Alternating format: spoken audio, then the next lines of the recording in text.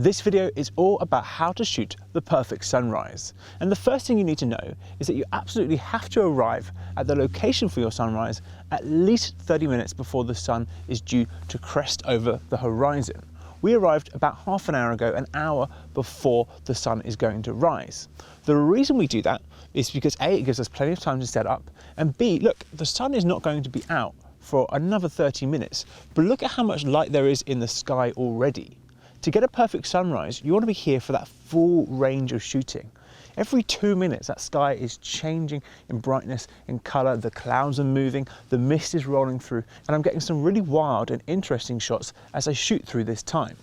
The setup is quite simple. You'll notice my camera is on a tripod. The main reason for this is because I'm doing some longer exposures at this time of the day, anywhere between 2 and 25 seconds, depending on the time that I'm shooting.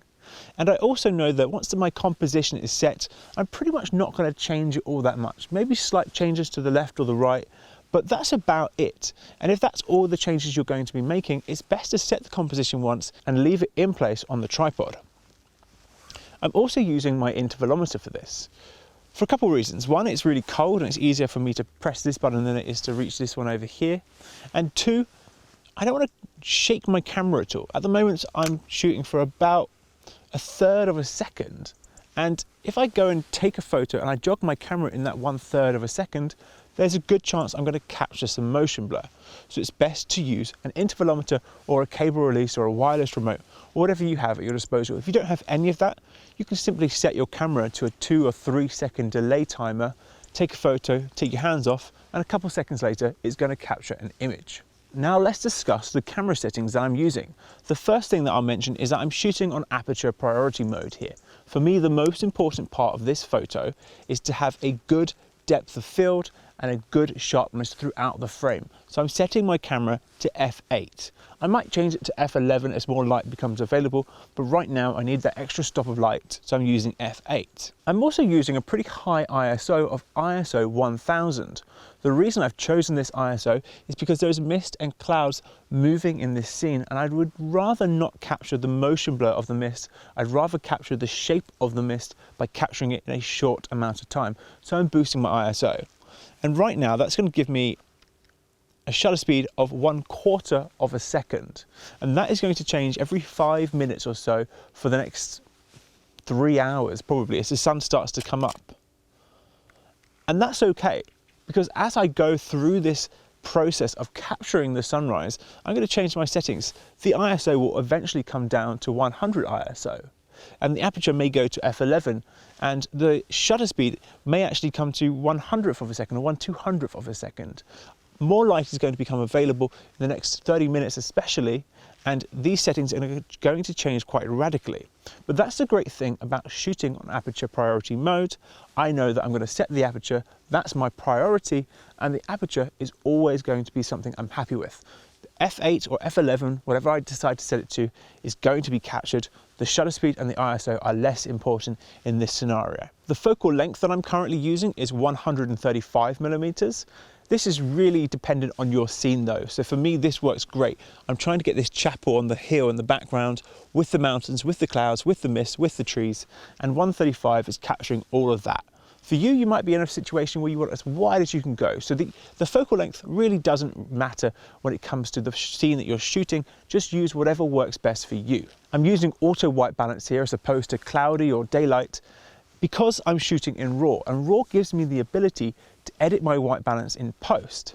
And that's great because if I was to shoot in one of these presets, well, the color of the sky, the color of the white is going to continuously change for the next hour or two. And if I set my white balance to a preset, it's not going to adjust, whereas my auto white balance is going to adjust. So it's actually going to get me much better results than if I try to use a specific mode. When the light in the scene is changing and the sun is coming up, it's best to shoot in auto white balance so long as you're shooting in RAW. When it comes time to take a photo, the way I typically do this is I set my camera to live view and I set my focus to manual focus. That allows me to zoom in on the scene to the area that I know I want to be sharp, and I can focus using the focus ring manually, and I'm zoomed into 5 right now. If I zoom in further, I can make more adjustments to make it just perfect It's now zoomed to a 10x zoom. And now I can see that's perfect. I'm going to zoom back out. I can adjust the composition slightly if I've knocked my camera, and then I can take the photograph. If you arrive super early and you notice that you just can't see anything when you turn on live view, what I recommend you do is to turn your ISO up as far as it will go. So for me, when I arrived, I turned my ISO up all the way to 32,000. Now, obviously I'm not going to take any photos that I'll publish at this ISO, it's way too grainy. But what it will do is it will provide enough light in the scene in live view for me to see exactly where I want to focus. I can compose my image using live view, and I can focus using live view if I set my ISO really high. So the light is changing now. We have about 21 minutes before the sun rises, and you can see the scene is already starting to change. So before I start shooting, let me give you a quick rundown on everything we just went through. So I'm using a tripod for stability for a longer exposure. I'm using a cable release to allow myself to not have to shake the camera when I take a photo.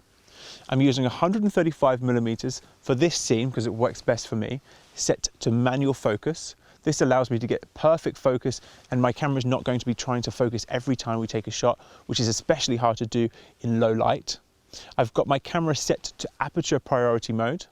The reason for that is because I want to prioritize the depth of field and the sharpness.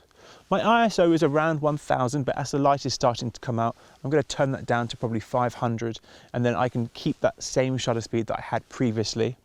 I use live view to focus on the scene, and I can zoom all the way in to exactly where I want to focus to get the best results. I'm also shooting in RAW, and I'm using auto white balance. So it's nice and simple. Now that we've got all these settings set, I'm going to experiment, and we're going to take lots of photos as the sun starts to move across the sky. One thing I will say before I continue though, is that you should experiment with composition. I've got a scene set up here that I'm very happy with, but I will try different lenses, and I will try different fields of view. I'll try portrait, I'll try landscape. I'm not going to limit myself to that one shot that I know I want to take, because there's probably a bunch of other shots here that I want to capture. So let's go ahead and start shooting.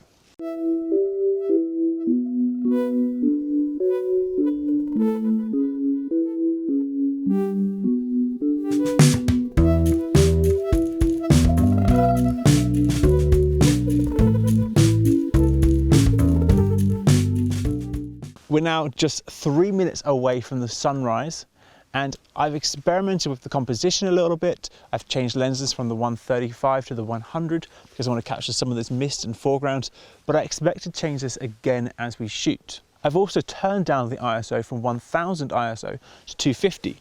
That's allowed me a shutter speed of about 1/20th of a second here at one stop underexposed. I tend to shoot one stop underexposed a lot of the time, but especially during sunrise and sunset. Sunrise is particularly important because we're going to have the sun crest over the horizon in just a moment now, and it's going to illuminate the scene, and it's going to be quite bright, and I want to hold off from overexposing those highlights, so I bring that one stop underexposed. I've checked the histogram, and I'm not losing any detail in the shadows though, and that's very important.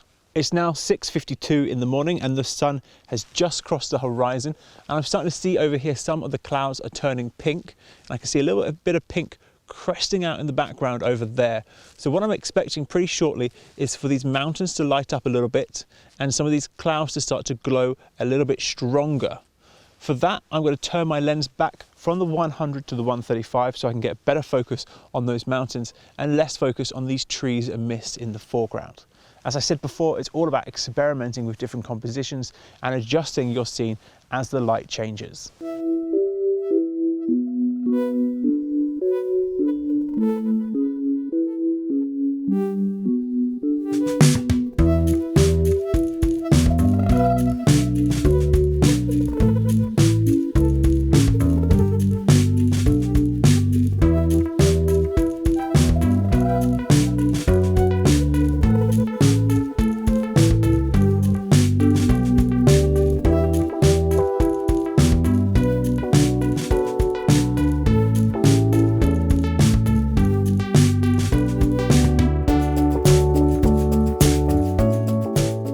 Coming towards the end of this sunrise now, and the sun is cresting over the horizon onto the mist in the background, and that's causing the exposure to change quite dramatically because we now have what is effectively a very white cloud in the middle of our frame. So what I've done is I've adjusted my exposure.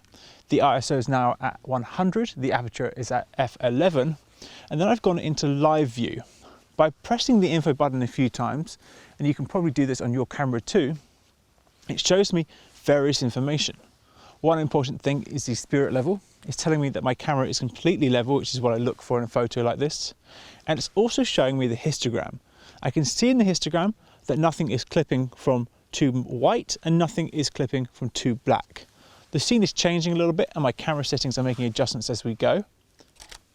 But I can tell by shooting this that I'm not overexposing my photo. And I can start to see the sun creep up over there, over that hill now, coming through those trees. So any moment now we should get some light across this whole scene, and I'd imagine in about 10 or 15 minutes the sunrise will be over. So let's talk about what happened during the sunrise. First of all, we had the early morning blue light that was great to shoot the mist in. Then the sun started to creep up a little bit. We had some pink clouds and I was able to capture some pink light on the mountains in the background. And then pretty quickly, the mist started to dissipate, started to move around the scene a little bit, and I was able to try different compositions, different lenses. I even added the 2x telephoto converter onto this to make this a 270mm lens. I experimented shooting in portrait mode as well as landscape, and I shot some different areas around this scene. And I can see just now, just as we're talking here, that the sun is starting to creep up and we've got this really soft low light on this hill where the church is in the background, and that is exactly what I was waiting for. So you can see just how quickly the light does change during the sunrise. It's been fantastic fun, and although I don't really want to get out of bed at 4 o'clock in the morning, it is absolutely worth it because the photos you get are just unparalleled. No one else wants to get up at these awful hours to capture the sunrise, so you end up with some very special photos. So that's sunrise photography. Thanks for watching. I'm going to continue shooting now, and I hope you enjoy the rest of the video.